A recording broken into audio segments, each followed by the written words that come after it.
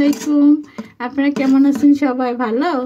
আজকে আমি শুটকি দিয়ে মিষ্টি কুমড়ার পাতা আলু দুটো দিয়ে রান্না করব। অনেকে মিষ্টি কুমড়া পাতা খান না, ফেলে দেন। আপনারা আমার মতো করে রান্না করবেন, দেখবেন মিষ্টি কুমড়া শাক অনেক সুস্বাদু হয়। দেখুন আমি কিভাবে রান্না করতেছি। প্রথমে আমি রসুন পেঁয়াজ বেলেন করে দিছি, এখন ভালো করে ভেজে দিয়ে দিব সব কিছু।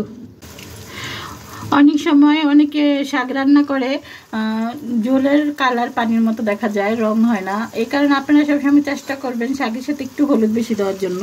যদি হলুদ একটু বেশি দেন তাহলে কালারটা খুব সুন্দর আসবে, শাকের কালারটা। ঠিক আছে, আমি একটু বেশি দিলাম।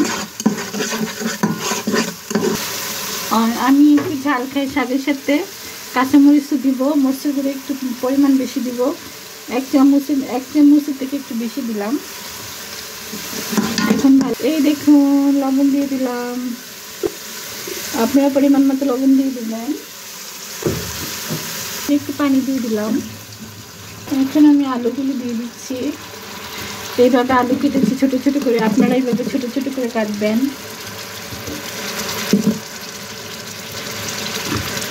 এই দেখুন আমি আলু দিয়ে দিলাম, দেখছেন কালারটা কত সুন্দর আসছে। আপনারা কুমড়ো পাতা দিয়ে দিচ্ছি। এই দেখুন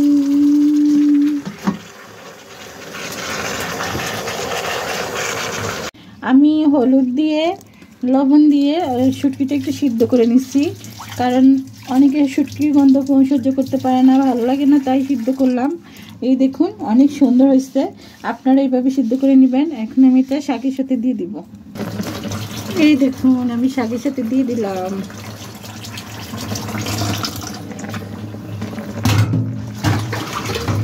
দেখুন আমি ধনিয়া পাতা আর কাঁচামরিচ কেটে দিচ্ছি, আপনারা এইভাবে শাকের সাথে দিবেন।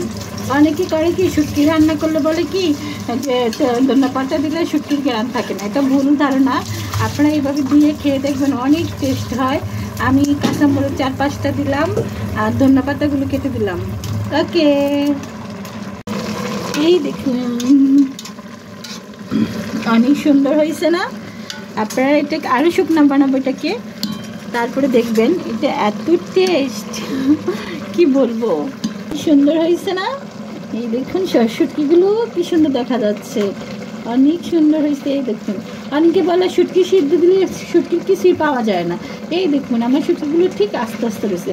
আপনারা আমার মতো করে রান্না করবেন, দেখবেন অনেক সুন্দর হবে। এই দেখুন এই গরম ভাতের সাথে খেয়ে দেখবেন, অনেক মজা, অনেক টেস্ট।